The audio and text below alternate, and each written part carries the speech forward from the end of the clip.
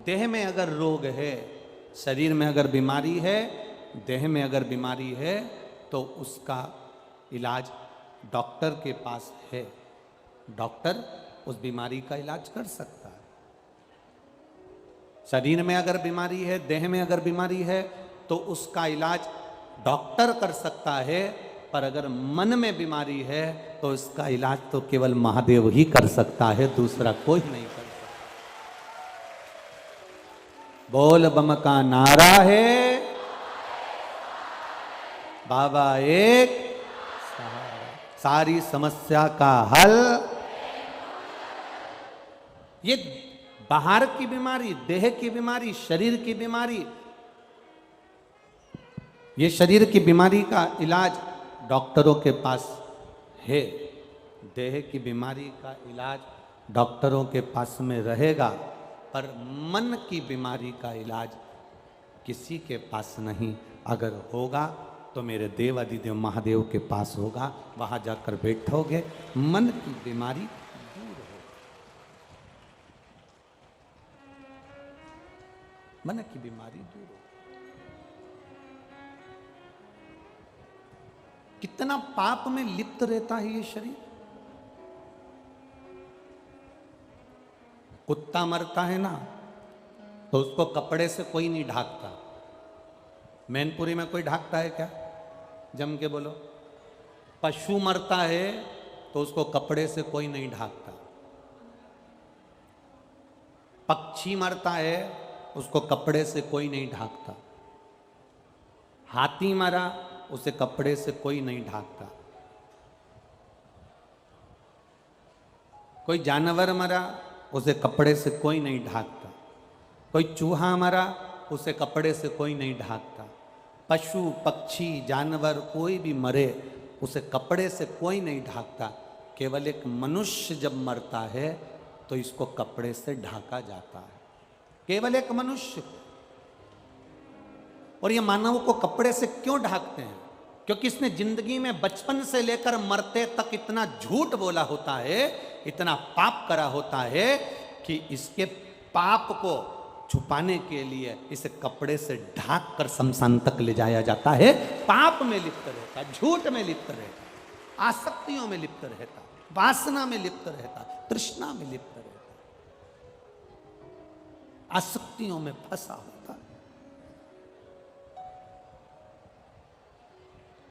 किसी जानवर को कपड़े से नहीं ढाकते, किसी पशु पक्षी को कपड़े से नहीं ढाकते, पर मनुष्य को कपड़े से ढाकना पड़ता है। क्योंकि इसने इतना जिंदगी में आने के बाद अगर इसने कोई सत्कर्म करा है, आप संत को देखना, आप साधु को देखना, कोई बहुत पहुँचे हुए जो संत होते हैं ना, उनको कपड़े से ढाकने की जरूरत नहीं पड़ती। उनको तो लोग सुलाकर भी नहीं ले जाते। उनके लिए तो एक बैकुंठी बनती है, बैकुंठी पर उनको बिठाते हैं। उनको सुलाते नहीं हैं, बिठाते हैं, और बिठाकर उन्हें कपड़े से ढकने की जरूरत नहीं पड़ती। जिस चादर को वो ओढ़े रहते हैं उसी चादर को ओढ़ाकर उनको बैकुंठी पर बिठाकर लेकर फिर जाते हैं। अर्थात क्योंकि उन्होंने सत्य का जीवन जिया है, उन्होंने सार्थक जीवन जिया है, उन्होंने सात्विक जीवन जिया है, उन्होंने भक्ति का जीवन जिया है।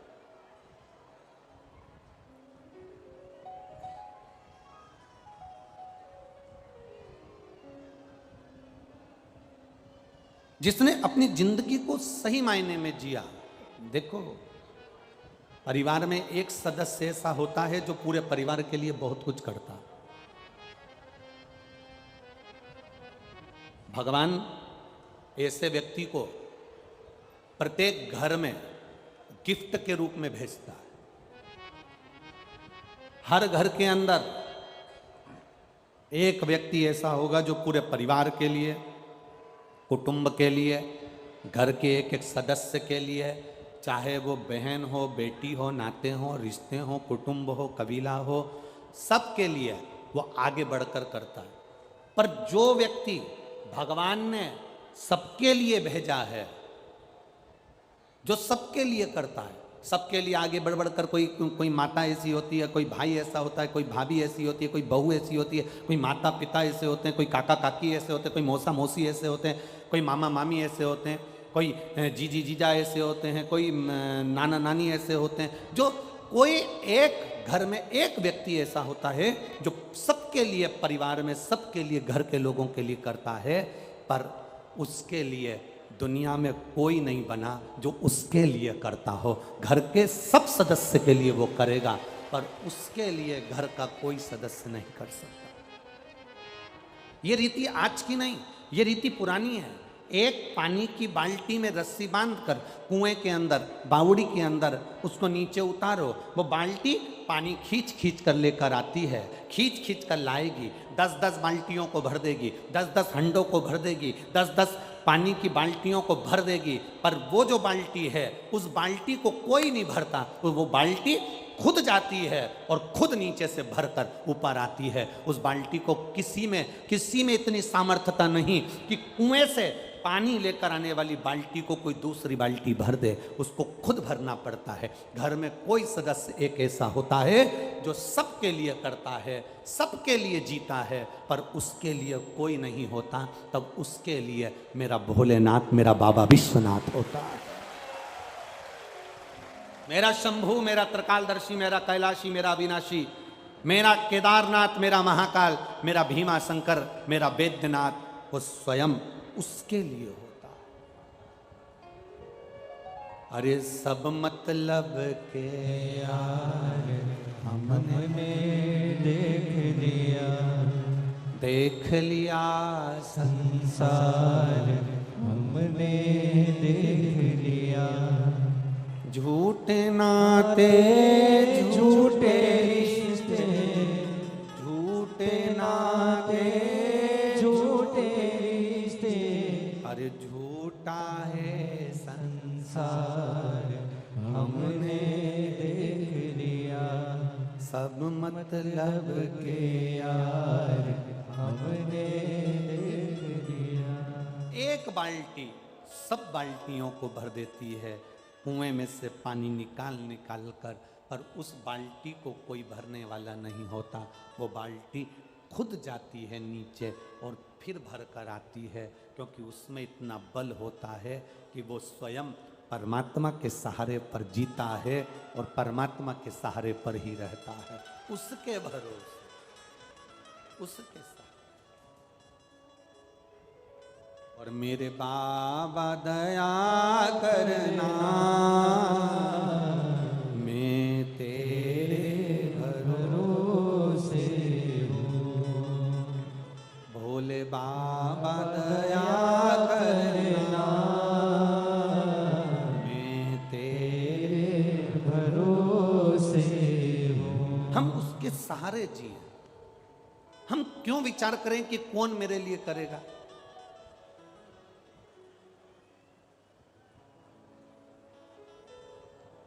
हमने जोड़ा, अपने हाथों से जो तुमने दान कर लिया, अपने हाथों से जो तुमने पुण्य कर लिया, अपने शरीर की इंद्रियों के द्वारा जो तुमने भजन कर लिया, वो तुम्हारा है। जो तुम छोड़कर चले गए वो तुम्हारा नहीं है। ये माताएं जो होती है ना, छोटे छोटे बच्चे को लंगोट पहनाती हैं, हमारे यहाँ पर उसको पुंथरिया भी कहते हैं।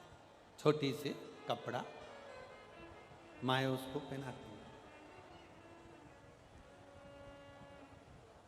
बच्चे को जन्म लिए बच्चे को माँ जो लंगोट पहनाती है, उसमें कितनी जेब होती है?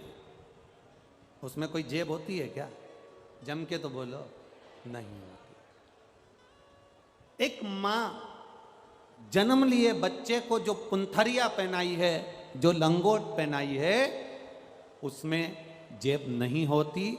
और एक मरने के बाद जो तन पर कपड़ा उड़ाया जाता है, उसमें भी जेब नहीं होती। जेब नहीं। बच्चा जब गोदी में आया तो माँ उसको बिना जेब के लंगोट बांध रही है, क्योंकि माँ ने उसको ज्ञान देना चाहा कि तू जन्म तो लिया है, पर याद रखना कि तू कुछ लेकर नहीं आया है। जो कुछ मिलेगा तुझे तेरे प्रारब्ध से मिलेगा, जो कुछ मिलेगा तुझे तेरी मेहनत से मिलेगा, और जो कुछ मिलेगा तुझे तेरे कर्म के प्रारब्ध से मिलेगा। ये तेरा है।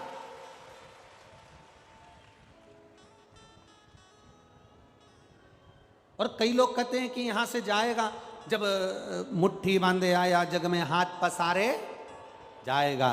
क्या तू लेकर आया जग में, क्या तू लेकर जाएगा? शिव महापुराण की कथा कहती है ऐसा नहीं है कि कुछ नहीं लेकर जाओगे, जाओगे जरूर। यहाँ जितने आए हो ना, एक आध बिस्कुट का पैकेट तो तुम्हारे बैग में जरूर जाएगा।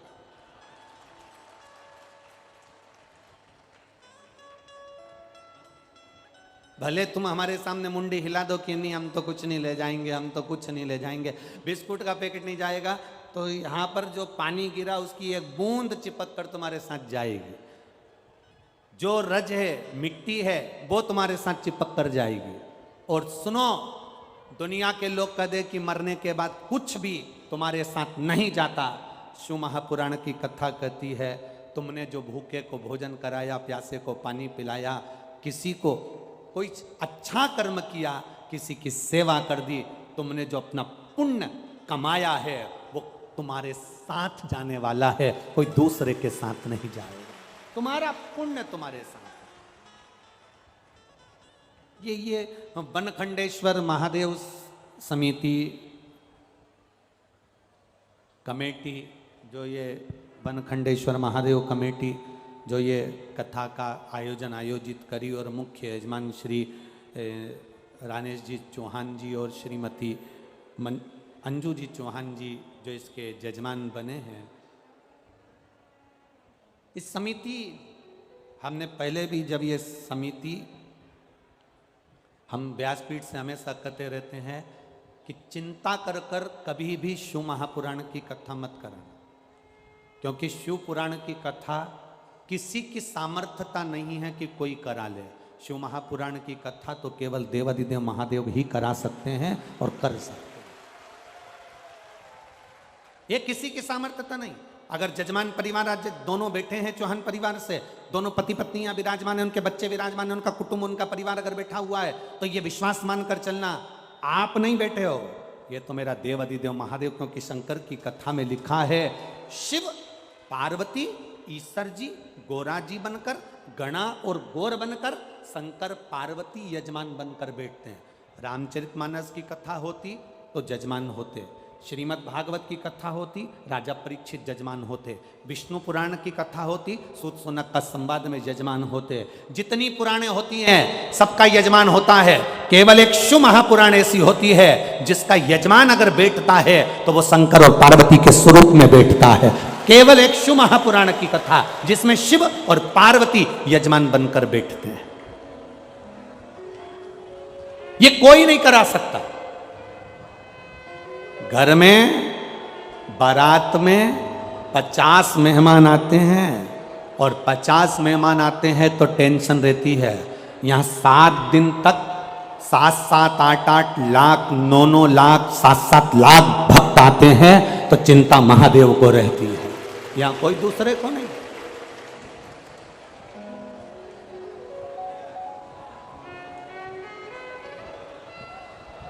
ये व्यासपीठ का नियम है, आप कभी विचार करिएगा,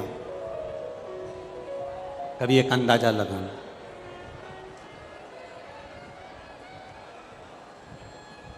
शिव महापुराण की कथा का कभी एक प्रयोग अपनी जिंदगी में कर कर देखना। एक भंडारा, जिस भंडारे में आटा, चावल, दाल, शक्कर, सब्जी, तेल, घी सब भर के रख दो, सब भर के रख दो, और उस भंडारे का आनंद मेरे शिव महापुराण की कथा में मेरे बाबा से तुम कभी एक प्रयोग कर कर देखना। जहाँ शिव पुराण की कथा होती हो वहाँ भंडारा जो भरा होता है, बाबा की कथा पूरी हो जाती है, भक्त चले जाते हैं, भंडारा दुगना तिगना उतना कि उतना ही भरा मिलेगा, खाली नहीं मिलेगा। शिव का भंडारा कभी खाली नहीं मिलेगा तुम्हें। जितने आटे की बोरी, जितने चावल की बोरी, जितने शक्कर की बोरी, जितना पोहा की बोरी, जितना सामान है, तो आलू की बोरी, सब्जी की बोरियां उतनी की उतनी बढ़ती चली जाएगी, पर खाली नहीं होगी, क्योंकि मेरा शंकर अकेला नहीं आता। इतने भक्तों का पेट भरने के लिए पहले वो काशी में से अन्नपूर्णा को रवाना कर देता है कि जाकर वहां पेट तुझे भरना है, वहां जाकर पेट तुझे भरना है। बस निवेदन एक ही है, भक्तों के पेट भरने की जवाबदारी मेरे महादेव ने ले रखी है, पेटी भरने की जवाबदारी मेरे महादेव ने नहीं ली है। पेट भर देगा, तुम्हें खाली नहीं। एक पत्र आया है, देखिए किसी ने लिखा,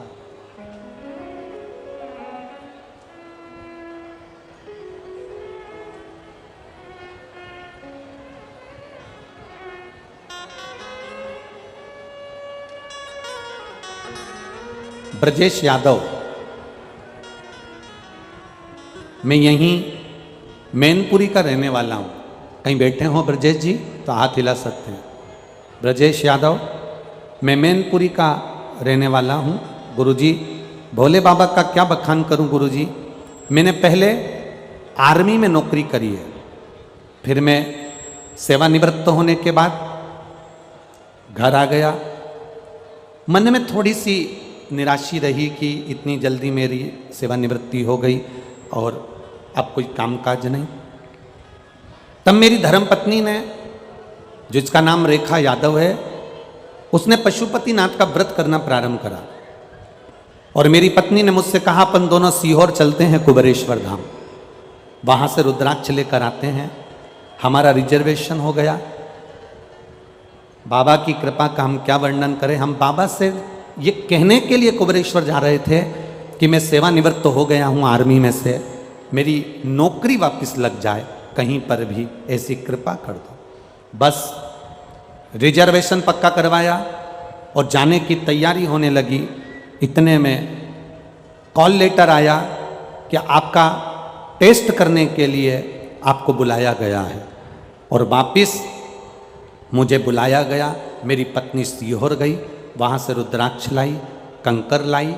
हमने 21 दिन तक उसका पूजा अर्चना करी और बाबा से विनती करी कि मेरी नौकरी लग जाए। 25 फरवरी 2023 को मेरा वापस सिलेक्शन हो गया और मुझे सरकारी नौकरी वापस मिल गई। मैं बाबा को यहाँ नमन करने के लिए आया हूँ। शिव तत्व है। कहीं बैठे हों, ब्रजेश यादव मैनपुरी से हैं, पहले आर्मी में सर्विस करी है, उसके बाद अभी सरकारी नौकरी में। शिव तत्व आप ही हैं क्या? हाथ हिला दो एक बार। हर हर महादेव, हाथ हिला दीजिए एक बार। ये शिव तत्व है, ये ओघड़ दान, ये तरकाल। तेरी कृपा बिना नहीं एक भी लेते हैं श्वास, तेरी कृपा से तनो तनो। बखान क्या करूं मैं लाखों के ढेर का, चपटी भभूत में खजाना कुबेर का। हे गंगाधार मुक्ति द्वार ओमकार तू, भोले ओमकार तू। आयो शरण तिहारी शंभो कार तू। ये शिव है, शिव।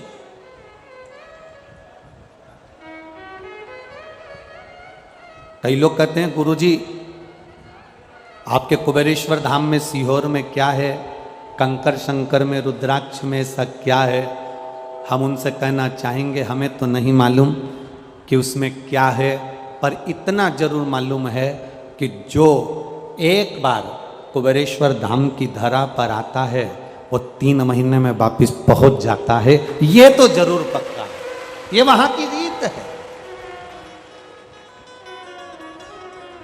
कुबेरेश्वर धाम के रुद्राक्ष में क्या है हमें नहीं मालूम, पर उसके उस रुद्राक्ष का एक आनंद ये जरूर है, आप दुनिया के कितने रुद्राक्ष तुम्हारे पास में हो, उसको पानी में डालकर रखना, वो थोड़े दिन में बदबू मारेंगे और गल जाएंगे, टूट जाएंगे, सड़ जाएंगे।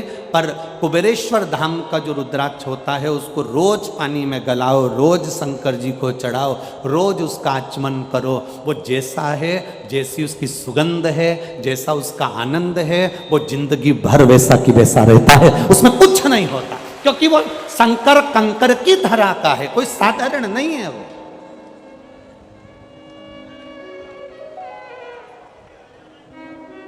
वहां विश्वास है शिव के कंकर में।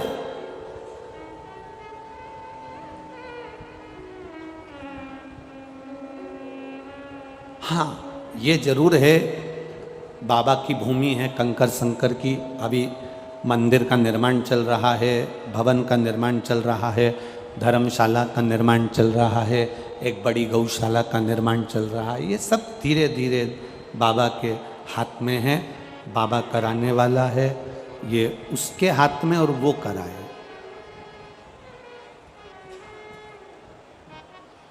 ये उसके हाथ, कितनी कृपा करता है वो, कितनी दया करता है वो, ये उसके ऊपर।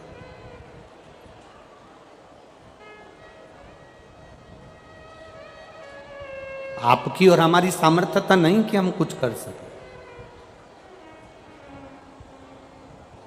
और यहां बैठे हुए जितने भी भक्त हैं, जितने कार्यकर्ता इस वनखंडेश्वर कमेटी के हैं और यजमान परिवार हैं, कभी अपने मुख पर ये लेकर मत आना कि हमने इस शिव महापुराण की कथा को करवाया। आपके मुख पर आना चाहिए ये तो महादेव ने शिव महापुराण की कथा को करवाया। हमारी क्या सामर्थ्यता है? लोग कहें कि क्या ले जाओगे, क्या लाए, तुम कहना मेरा पुण्य मेरे साथ में जाएगा। मैंने जो दान करा, मैंने जो पुण्य करा, मैंने जो सत्कर्म करा, सावन के महीने में, अधिक मास के महीने में, चतुर्मास के महीने में मैंने अगर किसी भूखे को भोजन कराया, एक गिलास पानी पिलाया है, मैंने अगर किसी रूप में भी किसी की सहायता करी है, वो पुण्य मेरा मेरे साथ जाएगा, वो किसी दूसरे के साथ नहीं जाएगा।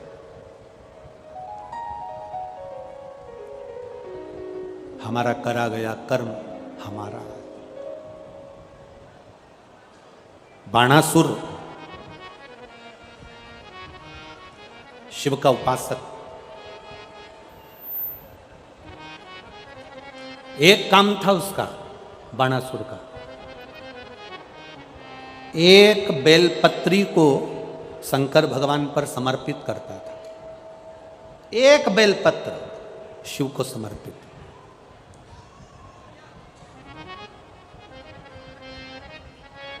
एक सोने का सिंहासन ले लो, आधा किलो का, आधा किलो सोने का सिंहासन बनवाओ, उस पे एक शालिग्राम भगवान की शिला रख दो, उनका श्रृंगार भी सोने से कर दो, हीरे पन्ने से कर दो, और उस सिंहासन को किसी एक ब्राह्मण को अगर हम दान कर दें, उससे दुगना फल एक बेलपत्री शंकर भगवान को समर्पित करने से प्राप्त हो जाता। सोने के सिंहासन पर बिठाकर भी शालिग्राम शिला को हम किसी को दे रहे हैं, जितना पुण्य वो प्राप्त होगा उससे दुगना पुण्य एक बेलपत्र शंकर भगवान को मात्र समर्पित कर देने से उतना पुण्य हमारे खाते में पहुंच जाता है। एक बेलपत्र, एक बेलपत्र साधारण है क्या? ये बेलपत्र कोई सहज है क्या?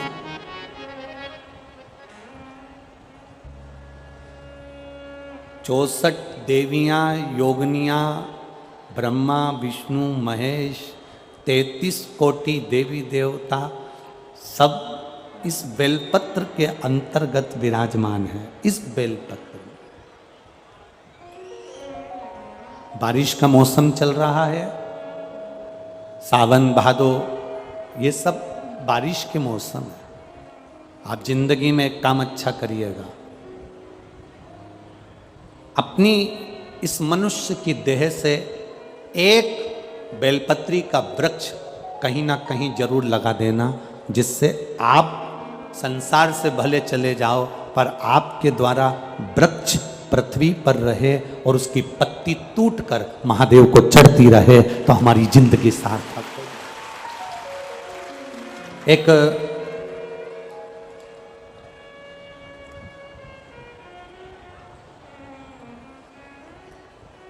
उज्जैन की एक संस्था है अवंतिकापुरी की, अनाज तिलहन व्यापारी संघ उज्जैन अवंतिकापुरी, जिसके अध्यक्ष हैं श्री गोविंद जी खंडेलवाल। ये अनाज तिलहन व्यापारी संघ उज्जैन के द्वारा 60,111 बेलपत्री के पौधे पूरे उज्जैन में घर घर में लगाए जा रहे हैं। एक बार जोरदार ताली बजाएं। और धन्यवाद दूंगा संपूर्ण भारत की जैन समाज को, संपूर्ण भारत के जैन समाज जिसमें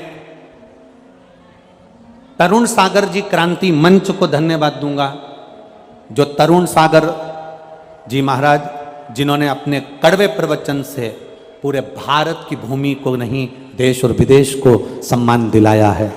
ऐसे परम पूज्य तरुण सागर जी महाराज का क्रांति मंच जैन समाज द्वारा, तरुण क्रांति मंच के द्वारा भी लाखों वृक्ष हरित क्रांति के रूप में पूरे विश्व में लगाए जा रहे हैं, पूरे भारत में लगाए जा रहे हैं। संपूर्ण तरुण क्रांति मंच को मेरी ओर से साधुवाद, धन्यवाद।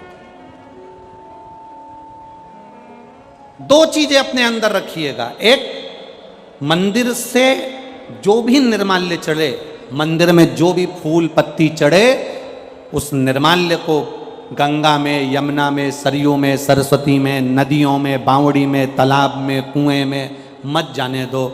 उसको मंदिर से उठाओ, उसकी खाद बनाओ या एक खड्डे में ले जाकर डालते जाओ। खाद बनने के बाद उसको पेड़ पौधों में डाल दो। हमारी नदियों को पवित्र रहने दो, जल का स्तर इस पृथ्वी पर बना रहे। नदी है, जल है तो हमारा कल है।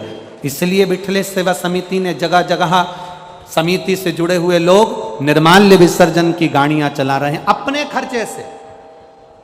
सरकार कचरा उठाने का वाहन चलाती है सरकार के खर्चे पर यह दुनिया का पहली ऐसी क्रांति है, ये पहली दुनिया का ऐसा आनंद है शिवपुराण का कि निर्माल्य विसर्जन के रथ भक्त अपने खर्चे से चलाते हैं और बड़े उमंग के साथ मंदिर में जाकर निर्माल्य उठाकर लाकर उसकी खाद बनाकर वृक्षों को डाल दें। और मैं धन्यवाद दूंगा यहाँ की भी एक निर्माल्य विसर्जन की गाड़ी, एक कलपत्र था उसमें वर्णन था, शायद नीचे रखा होगा, एक निर्माल्य विसर्जन की गाड़ी। कल भी भक्त आए थे कि हमारी गाड़ी यहीं खड़ी है, आप चलिए, पर भीड़ अधिक होने के कारणवश हम उस गाड़ी के पास नहीं जा पाए। तो निर्माल्य विसर्जन की गाड़ी जो भक्त चला रहे हैं अपने अपने नगर नगर में, शहर शहर में, गांव गांव में, उनको धन्यवाद, साधुवाद। स्वच्छ रखिए। हमारे परदादा ने पानी को नदी तालाब में देखा है, हमारे दादा ने पानी को कुएं और बावड़ी में देखा है, हमारे पिताजी ने पानी को घर में नलों में देखा है, हमने पानी को बोतल में देखा है। 2-4 पीढ़ी और आएगी ना तो पानी को फोटो में देखेगी, केवल फोटो। उस पानी को रक्षित करिए, सुरक्षित करिए, उस जल को बचाने का प्रयास करिए। अपने जीवन की सार्थकता के साथ में एक वृक्ष बेलपत्री का अवश्य लगाएं और कहीं ना कहीं अपने हाथ से एक पौधा अवश्य लगाएं, जिससे आने वाले समय में ये पूरी पृथ्वी हरी बनी रहे। और जो कोरोना काल में ऑक्सीजन की जो कमी पड़ी थी, अगर आपने वृक्ष लगाया तो जिंदगी में अगर कोई बीमारी भी आ गई ना तो हमको ऑक्सीजन की कमी ना पड़े और ये वृक्ष हमारा साथ दे जाए, ये वृक्ष हमारा साथ। बाणासुर का एक नियम था, बाणासुर का एक नियम बड़ा भारी था, एक बेलपत्र शंकर भगवान को समर्पित करना, शिवलिंग का निर्माण करना, बेलपत्र समर्पित करना। सारी तप साधना व्रत का पुण्य है एक बेलपत्र शिव को समर्पित करना। पहले शुरू में जब हमने शिव महापुराण की कथा वाचना प्रारंभ करी थी, अब तो जितने भी वक्ता हैं बाबा की कृपा से ऐसी क्रांति है शिव पुराण की आई कि सब अब शिव पुराण वाचने लगे। जब हमने शुरुआत में जब शिव पुराण की कथा वाचना प्रारंभ करी थी, उस समय पर शिव पुराण कोई ना वाचता था। शिव पुराण की कथा जब वाचना प्रारंभ करी, जब हम व्यासपीठ से कहते थे कि एक बेलपत्र चढ़ी हुई खाइए, वो शुगर, बीपी, थायराइड, सोरासिस, गठिया, हार्ट, ये सब में काम करे। तो लोग हंसते थे, बहुत कमेंट्स करते थे, बहुत आड़ा टेढ़ा बोलते थे, बहुत बोलते थे। शंकर भगवान पर चढ़ा हुआ बेलपत्र खिला रहे हो, शिव जी पर चढ़ी हुई तो कोई वस्तु नहीं खाना चाहिए, शंकर भगवान पर चढ़ा हुआ कोई सामान नहीं लेना चाहिए।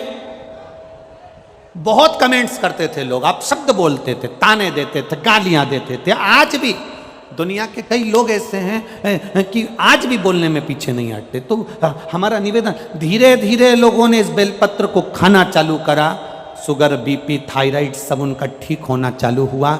तो फिर साइंस के लोगों ने भी रिसर्च करा कि इस बेलपत्री में ऐसा क्या है जिससे लोगों की शुगर, बीपी, थायराइड, सोराइसिस सब ठीक हो रहा है।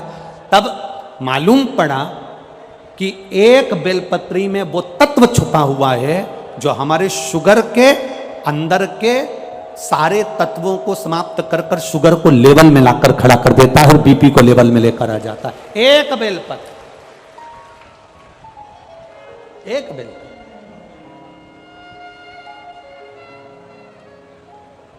इसलिए शिव पर चढ़ी हुई बेलपत्र, एक बाणासुर एक बेलपत्र शंकर भगवान को समर्पित कर रहा है, बाणासुर एक बेलपत्र शिव जी को समर्पित करता है। उसके भीतर के भाव को शुद्ध करने के लिए, उसके भीतर के भाव को आनंदित करने के लिए एक बेलपत्र बाणासुर शंकर भगवान को दे रहा है, एक बेलपत्र।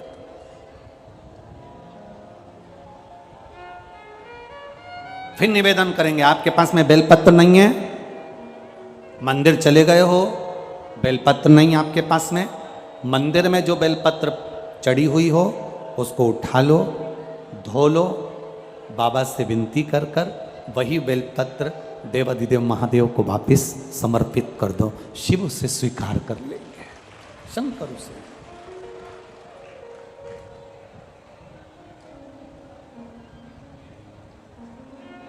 शिव उसे स्वीकार कर ले, शंकर उसे। और फिर अच्छे से सुनिएगा, अगर मान लो बेलपत्र भी नहीं है, मान लो बेलपत्र भी नहीं है, कोई पुष्प भी नहीं है, चढ़ाने के लिए एक लोटा जल भी नहीं है,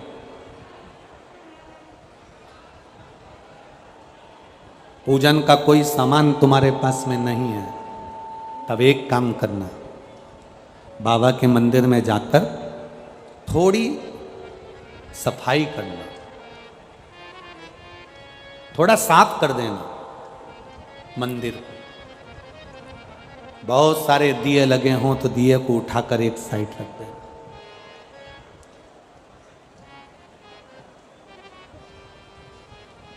मोहल्ले की 50 माताएं अगर पशुपतिनाथ का व्रत कर रही हैं तो मोहल्ले की 1-2 माता ऐसी हो जो पशुपति व्रत करने के लिए अगर माताएं मंदिर के अंदर आती हैं तो तुम 2-3 बर्तन मंदिर के अंदर रखो। कोई प्रसाद रख कर गया है उसको उठाकर बर्तन में खाली करो और शाम के समय आरती के बाद सारा प्रसाद बच्चों को, बड़ों को, जिसको बांट सकते, जिसका व्रत ना हो पशुपतिनाथ। कोई अगर पशुपतिनाथ का व्रत कर कर गई है, प्रसाद मंदिर में रखकर चली गई है, दिए मंदिर में रखकर चली गई है, फिर निवेदन करूंगा। एक पत्र किसी बेटी ने लिखा है कि मैं बड़ी दुखी हूं, मुझे बहुत कष्ट है और मैं अपनी कष्ट की जिंदगी जी रही हूं। मैं उस बेटी से निवेदन करूंगा, बेटा किसी के सामने जाकर हाथ मत फैलाना। तो पशुपतिनाथ के व्रत अगर कोई माताएं कर कर जा रही हैं, कोई लोग कर कर जा रहे हैं, वहां दिए छोड़कर चले गए, प्रसाद छोड़कर चले गए, तो उन्हीं को संभाल कर एक साइड रख, उस प्रसाद को उठाकर मंदिर में अगर पुजारी हो तो बात दूसरी है, नहीं तो तुम सेवा कर रहे हो, उठाकर किसी भूखे को खिलाना चालू कर दे। तुझे जो पुण्य मिलेगा तो दूसरी बार कथा में मिलेगी तो ये कहेगी कि मेरे को बाबा ने भंडार भर कर दे दिया। नहीं है तुम्हारे पास में बेलपत्र, नहीं है तुम्हारे पास में जल, नहीं है तुम्हारे पास में चावल, नहीं है तुम्हारे पास में एक लोटा पानी, मत चढ़ाओ, आप बाबा के मंदिर की चाकरी करो। मेरे भोले तेरी नौकरी सबसे बढ़िया है, सबसे खरी, तेरे दरवाजे की चाकरी सबसे बढ़िया है, सबसे खरी। का जब गुल खिला तब जा कर के ये दर मिला,